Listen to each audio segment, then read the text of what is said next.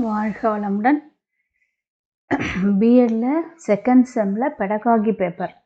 இந்த பெடகாகி பேப்பரில் 5th யூனிட்டில் ஒரு முக்கியமான டாப்பிக்கை நம்ம இன்றைக்கி பார்க்க போகிறோம். Okay we will start. வாழ்க வளமுடன்.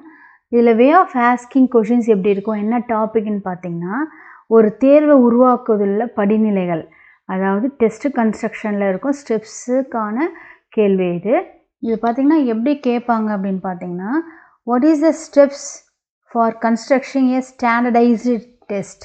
தரப்படுத்தப்பட்ட தேர்வினை உருவாக்குவதில் படிநிலைகள் என்னன்னு கேட்கலாம் இல்லையா. பிரின்சிபல்ஸ் ஆஃப் டெஸ்ட் கன்ஸ்ட்ரக்ஷன் கேட்கலாம், அதாவது தேர்வு உருவாக்குவதில் உள்ள கொள்கைகள் என்ன, அவற்றை விளக்குக. கொள்கைகள் யாவை, அதர்வைஸ் அதை விளக்குகன்னு சொல்லலாம். அதே போல் achievement test, define achievement test and explain the steps in the achievement டெஸ்ட்னு கேட்கலாம். அடைவுத் தேர்வு என்றால் என்ன, அடைவுத் தேர்வை உருவாக்குவதில் படிநிலைகள், அதர்வைஸ் அடைவுத் தேர்வினில் உள்ள நிலைகள் என்ன, இந்த மாதிரி இருக்கும் கேள்வி. ஓகேங்களா. இந்த மாதிரி எந்த வகையில் கொஷின் கேட்டாலுமே we have to write this 7 points. சரிங்களா. எல்லாத்துக்கும் இந்த 7 ஸ்டெப்ஸை நம்ம எழுதணும். அதாவது way of asking it will be in 5 மார்க்கா 10 மார்க்கான்னு பார்க்குறீங்க. அதுக்கேற்ற மாதிரி we have to short the answer. ஒரு 10 மார்க்கில் கேட்டால் இந்த 7 பாயிண்ட்ஸுமே எழுதி ஒரு 5 பேஜஸ் வர மாதிரி நம்ம எழுதணும். ஓகே. இந்த 7 ஸ்டெப்ஸை நீங்கள் கற்றுட்டிங்கன்னா, மனப்பாடம் பண்ணிட்டா, இதில் இன்னும் ஒரு 2 or 3 5 மார்க்ஸ்க்கான answer you can able to write. Okay. இந்த ஒரு 10 மார்க் கொஷினை நீங்கள் அண்டர்ஸ்டாண்ட் பண்ணிட்டா you can able to write 2 or 3 5 marks. சரிங்களா. சரி, இப்போ அது என்னன்னு பார்க்கலாம். we will see one by one. Okay. சரி, just I will zoom out. இப்போ பாருங்கள், இதில் அந்த 7 படிநிலைகள் நம்ம பார்த்தோம் இல்லையா. இப்போ ஒன்று என்னென்னா, weightage of a blue print. First படிநிலை, முதல் ஸ்டெப் என்னன்னு பார்த்தீங்கன்னா, weightage of a blue print. வினாத்தாள் திட்ட வரைவு நிறையிடுதல். அதாவது வெயிட்டேஜ் கொடுக்குறோம் எதுக்கு, வினாத்தாளுக்கான திட்ட வரைவுக்கு. ப்ளூ பிரிண்ட்னா திட்ட வரைவு தமிழில் சொல்லலாம். ஸோ அந்த திட்ட வரைவுக்கு வெயிட்டேஜ் நிறையிடுதல். Okay, first step. Second step பார்த்திங்கன்னா, ப்ரிப்பரேஷன் ஆஃப் ப்ளூ பிரிண்ட். வினாத்தாள் திட்ட வரைவுக்கு நிறையிட்ட பிறகு, வெயிட்டேஜ் கொடுத்த பிறகு தான் நம்மளால் வினாத்தாள் திட்ட வரைவை உருவாக்க முடியும், ப்ளூ பிரிண்ட்டே உருவாக்க முடியும். So second step will be the preparation of blue print. Okay, next பாருங்கள், preparation of question paper. Blueprint prepare பண்ணால் தான் we can able to write the question paper. ஓகேவா. வினாத்தால் வடிவமைக்கணும், என்னென்ன மாதிரியான கொஷின்ஸ் இருக்கணும், எந்த டைப்பில் கொஷின்ஸ் வரும்ன்றது பிறகு தான் நம்மளால் கரெக்டாக ஜட்ஜ் பண்ண முடியும். ஏன்னா ப்ளூ பிரிண்ட் இல்லாத நம்மளால் முடியாது. ஸோ இதெல்லாம் ஸ்டாண்டர்டைஸ் ஒரு டெஸ்ட்டு நம்ம வைக்கிறோன்னா இந்த மாதிரி தான் இருக்கும். எல்லா கவர்மெண்ட் எக்ஸாம்ஸ்லலாம் கூட பார்த்திங்கன்னா இப்படி தான். ஓகே. அதுக்கடுத்து பார்த்திங்கன்னா ப்ரிப்ரேஷன் ஆஃப் கொஷின் பேப்பர், அதான் வினாத்தால் வடிவமைச்சாச்சு. ஃபோர்த் என்னென்னா பைலட் ஸ்டடி, அதாவது this will be called as a micro level. குறைவான மாணவர்களை, ஒரு 100 பேருக்கு இப்போ நம்ம அந்த கொஷின் பேப்பர் வச்சு டெஸ்ட்டோ எக்ஸாமோ வைக்கிறோன்னா, அதில் ஒரு 5 மெம்பர்ஸோ 10 மெம்பர்ஸோ எடுத்து first we have to do pilot study. இந்த முன்னோட்ட ஆய்வு இல்லை பரிசோதனை முயற்சி இல்லை மாதிரி சோதனை நம்ம ஒரு குறைவான ஸ்டூடெண்ட்ஸை வச்சு ட்ரையல் அவுட் பண்ண போகிறோம். ட்ரையல் அவுட் ஆர் ட்ரையல் ரன்னுன்னு சொல்லலாம். ஸோ குறைவான மாணவர்களை வச்சு செய்கிறதுனால இதுக்கு என்ன பேர், மைக்ரோ லெவல்னு பேர். ஓகே. அதாவது நுண்ணிய நிலை, குறைவானவர்களை வச்சு செய்கிறது. அதன் பிறகு தான் நம்ம என்ன பண்ண முடியும்னா ஐட்டம் அனலைஸே பண்ண முடியும். ஸோ கொஷினில் உங்களுக்கு அப்ஜெக்டிவ் டைப்ஸில் கூட கேட்கலாம், what is the next step after the pilot study in preparing the question paper. அதாவது ஒரு கன்ஸ்ட்ரக்ஷன் ஆஃப் ஸ்டாண்டர்டைஸ் டெஸ்ட்டில் பைலட் ஸ்டடிக்கு பிறகு என்ன step, what is the name of the ஸ்டெப்புன்னு கேட்கலாம். ஸோ வினா பகுப்பாய்வு, ஐட்டம் அனாலிசிஸ். வினாவில் ஒரு கொஷின் பேப்பர் இருக்குன்னா அந்த கொஷின் பேப்பரில் என்னென்ன இருக்கும், வினாத்தாள்லாம் வினாக்கள். அந்த வினாக்களை we are doing to analyse, அதை பகுப்பாய்வு செய்ய போகிறோம். ஸோ அதுதான் 5வது ஸ்டெப். அடுத்து 6வது ஸ்டெப் பார்த்திங்கன்னா conducting test at macro level, மேக்ரோனா பெரிய அளவில், அப்போ பெரிய அளவிலே தேர்வு நடத்துதல். அப்போ எல்லாரும் இப்போ இந்த கொஷினில் என்ன ப்ராப்ளம் ப்ளஸ் மைனஸ் கண்டுபிடிச்சி அந்த மைனஸை நீக்கிட்டு அதன் பிறகு எல்லாருக்குமே டெஸ்ட் வைக்கிறோம். Okay. And then 7th will be the scoring key, மதிப்பீட்டு திறவுகோல். இதுதான் பார்த்திங்கன்னா இந்த 7 நிலைகள், 7 ஸ்டெப்ஸு. இதில் பார்த்திங்கன்னா ஒவ்வொன்றுமே இப்போ பாருங்களேன், இதில் இன்னொரு 5 மார்க் எப்படி எடுப்பாங்கன்னு பார்த்திங்கன்னா, steps in preparation of blue print, வினாத்தாள் வடிவமைப்பதில் உள்ள, வினாத்தாள் திட்ட வரைவு உருவாக்குவதில் உள்ள படிநிலைகள் என்ன அப்படின்னு கேட்கலாம்.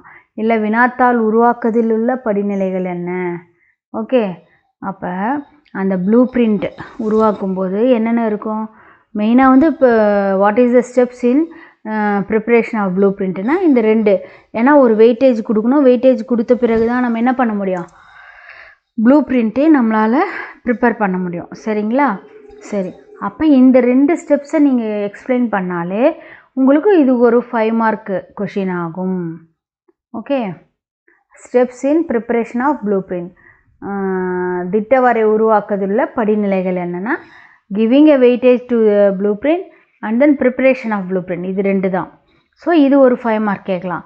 இன்னொன்று என்னென்னு பார்த்தீங்கன்னா, what is item analysis and explain the types of item analysis, item analysis இருக்கிற வகைகளை படிநிலைகளை விளக்குகன்னு கேட்கலாம். சரிங்களா?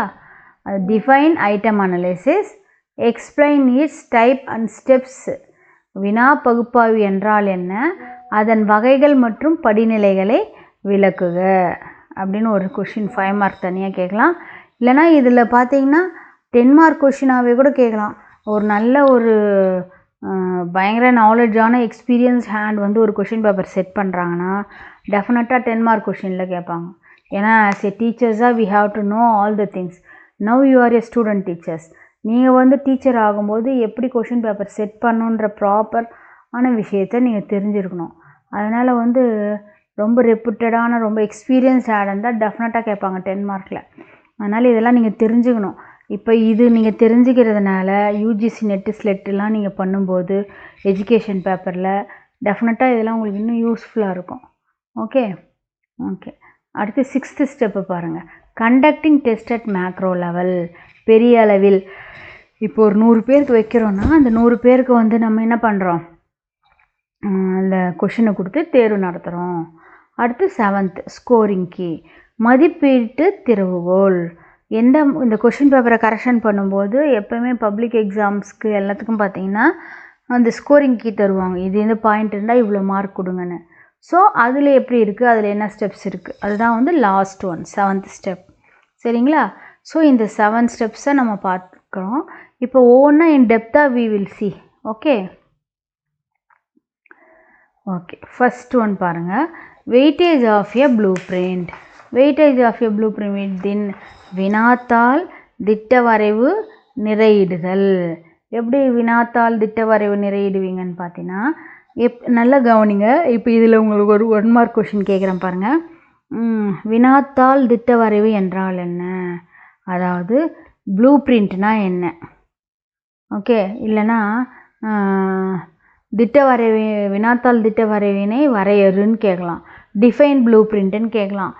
ஏன் இங்கே ப்ளூ பிரிண்ட்னா என்ன நீங்கள் கண்டிப்பாக தெரிஞ்சுக்கணும்.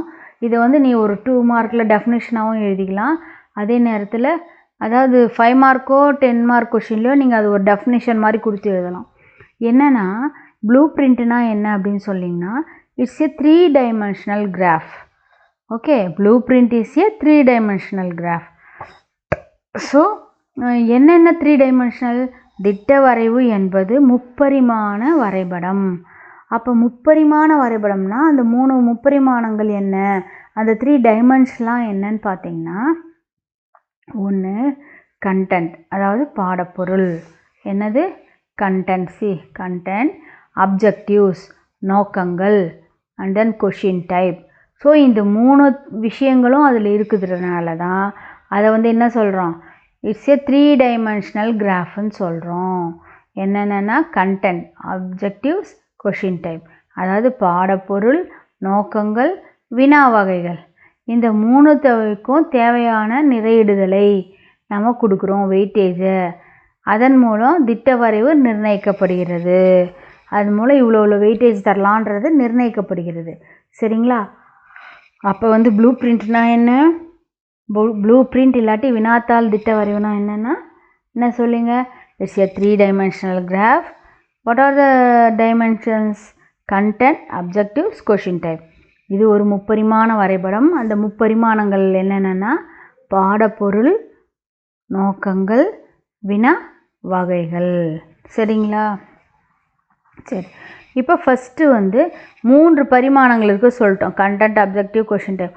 அப்போ 3த்துக்கும் இப்போ இந்த இடமே என்னென்னா வினாத்தாள திட்ட வரைவு இல்லையா? ஸோ வந்து இது என்ன weightage of a blue print. ப்ளூ பிரிண்ட்டுக்கு எப்படி வெயிட்டேஜ் தரோன்றது. அப்போ இந்த 3 விஷயத்துக்கும் we have to give weightage. Content first அப்போ பாருங்கள், பாடப்பொருளுக்கு நிறையிடுதல், வெயிட்டேஜ் டு எ கண்டென்ட். நான் வந்து ஒரு 4 லெசன் எடுத்துக்கிறேன்ப்பா. 4 லெசன் தான் நான் நடத்துகிறேன். இப்போ நீங்கள் அடுத்த செமஸ்டர் 3rd செம் போனீங்கன்னா நீங்கள் டீச்சிங் ப்ராக்டிஸ் தான் ஃபுல்லாக இல்லையா? அந்த டீச்சிங் ப்ராக்டிஸில் உங்களுக்கு கிளாஸஸ் தருவாங்க. இந்த கிளாஸஸ் நீங்கள் எடுக்கும்போது 2 லெசனோ ஒரு 3 லெசனோ கவர் ஆகும். அந்த லெசனில் இருந்து தான் நீங்கள் டெஸ்ட்டு வச்சு ஸ்டூடெண்ட்ஸ் கிட்ட கொஷின் ஆன்சர் ஷீட்டை வாங்கிட்டு வந்து அதுக்கு ஒரு ரெக்கார்டு இருக்குது, டெஸ்ட் அண்ட் மெஷர்மெண்ட் ரெக்கார்டுன்னு. அதில் நிறைய கேல்குலேஷன்ஸ்லாம் வரும். ஓகே, அந்த மாதிரி செய்யும்போது நீங்கள் என்ன போர்ஷன் எடுக்கிறீங்களோ அதுலேருந்து தானே நம்ம டெஸ்ட் வைப்போம். சரியா? பாடப்பொருளுக்கு நிறையிடுதல். ஸோ நான் ஒரு 4 லெசன் எடுத்துன்னு இருக்கேன். ஒவ்வொரு லெசன்லேயும் எவ்வளோ மார்க் எடுக்கலாம் அப்படின்னு பார்க்குறேன். அதான் வெயிட்டேஜ் தரேன் நான் ஒவ்வொன்றுத்துக்கும். லெசன் 1ல் என்னால் 5 மார்க் தான் எடுக்க முடியும். லெசன் 2ல் என்னால் 10 மார்க் தான் எடுக்கும். ஒவ்வொரு லெசனில் ஒவ்வொரு மாதிரி இருக்கும். நிறைய 1 மார்க் வரும் ஒரு சிலதில் பார்த்தா 10 மார்க் நிறைய இருக்கும். அந்த மாதிரி டிஃபர் ஆகும். அடுத்து லெசன் 3ல் பார்த்தீங்கன்னா 6 மார்க்கு, லெசன் 4ல் வந்து 4 மார்க்.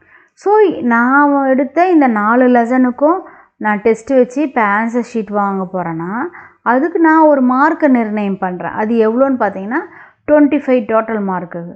25 மார்க்குக்கு I am going to conduct A test. சரிங்களா? ஸோ இப்போ வந்து பார்த்திங்கன்னா முப்பரிமாண வரைபடம் சொன்னோம் ப்ளூ பிரிண்ட்னா. அதில் ஒரு பரிமாணம் எது? கண்டென்ட். அதுக்கு வந்து வெயிட்டேஜ் கொடுத்துட்டோம்.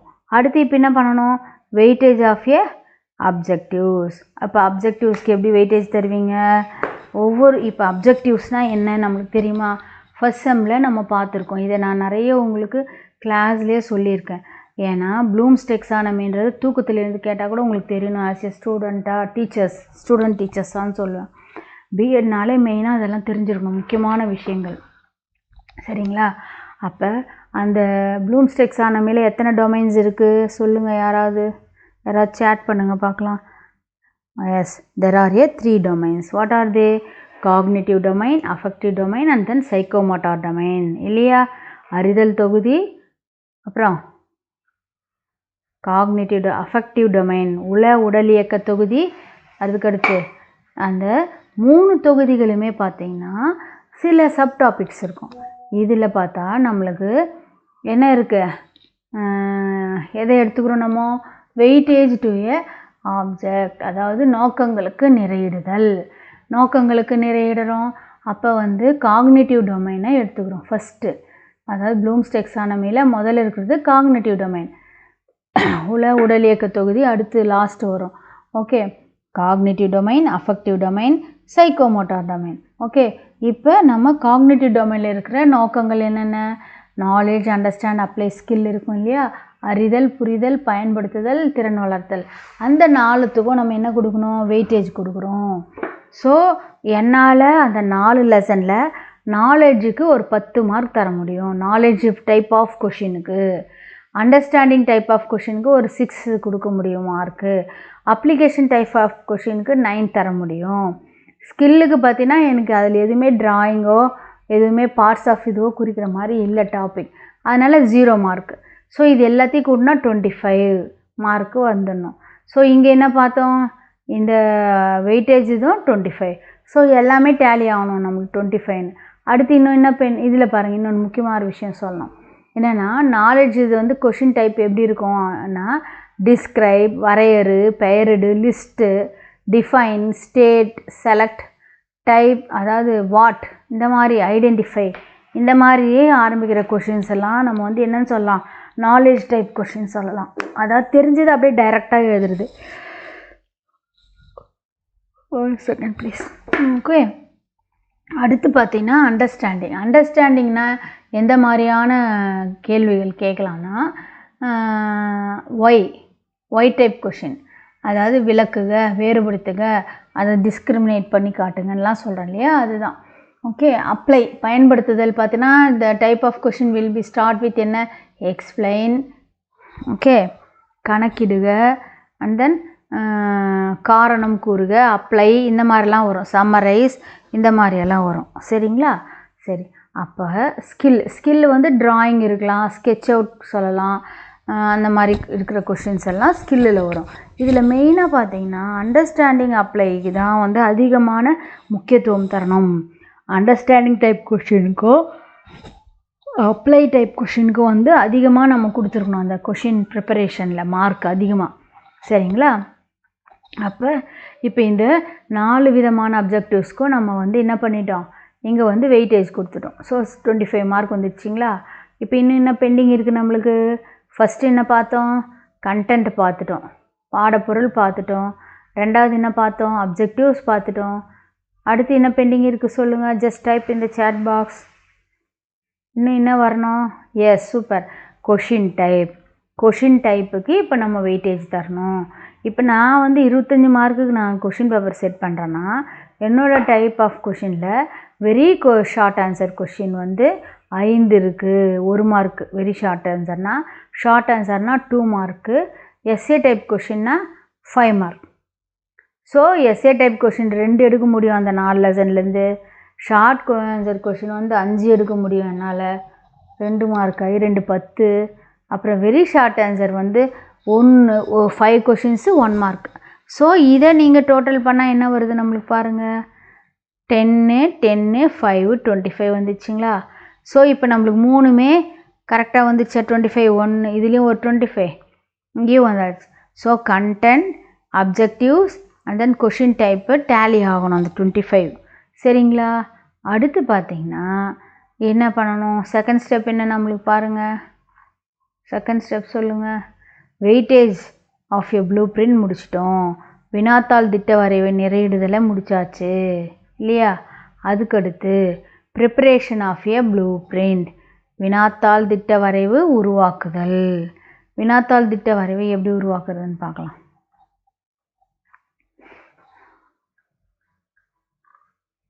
என்னென்னா preparation of a blue print. இப்போ நம்ம வெயிட்டேஜ் போட்டோம்னு சொல்லிட்டோம் இல்லைங்களா? இப்போ பாருங்கள், ஜூம் பண்ணுறேன்.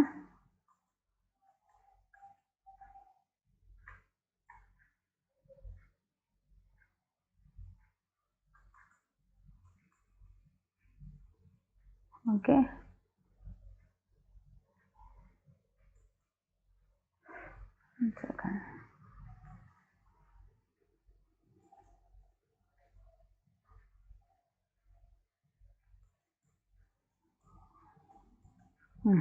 இப்போ கிளியராக தெரியும்னு நினைக்கிறேன்.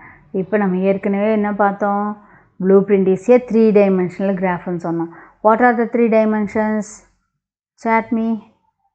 Yes, content and then objectives and then question type. So content வந்து இதுதான் லெசன்ஸ். அப்ஜெக்டிவ்ஸ் வந்து நாலேஜ், அண்டர்ஸ்டாண்ட், அப்ளை, ஸ்கில். மூணாவது வந்து question type, very short answer, SA type. சரிங்களா? இப்போ லெசன் 1 பொறுத்த வரைக்கும் நான் 5 மார்க் கொடுத்துருந்தேன். அந்த 5 மார்க்கு என்ன, ஒரு பிக் கொஷின் வந்துடும்.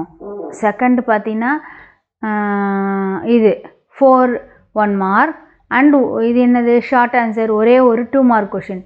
ஸோ இங்கே பார்த்தீங்கன்னா 2 மார்க் வந்து 2 மார்க், 2 2s are 4. ஓகே, இது ஒரு 4 8 அண்ட் தென் 2 10 வந்துச்சுங்களா? ஸோ லெசன் 3ல் பாருங்கள், ஒரு 1 மார்க் கொஷின், 5 மார்க் வந்து 1, 6 மார்க்ஸ் வந்துச்சா? அதுக்கடுத்து லெசன் 4ல் 2 மார்க் கொஷின் 4 0. இப்போ எல்லாம் டேலி பண்ணி பாருங்கள். கொஷினோட டைப்பும் 10 9, இங்கே 0, இது வந்து 25, இது 25 வந்துச்சா? இப்போ இங்கே நம்ம ப்ரீவியஸாக இங்கே எல்லாம் டேலி பண்ண பாரு, அது கரெக்டாக வந்துச்சுங்களா நம்மளுக்கு? அதுதான். அதுதான் மெயினாக நம்ம பார்க்கணும். ஸோ இது மாதிரி பண்ணி நம்ம ப்ளூ பிரிண்ட்டை ரெடி பண்ணிட்டோம். இப்போ இதை பேஸ் பண்ணி தான் நம்ம என்ன பண்ண போகிறோம், கொஷின் பேப்பர் செட் பண்ணணும். Depends upon the blue print we have to prepare question paper.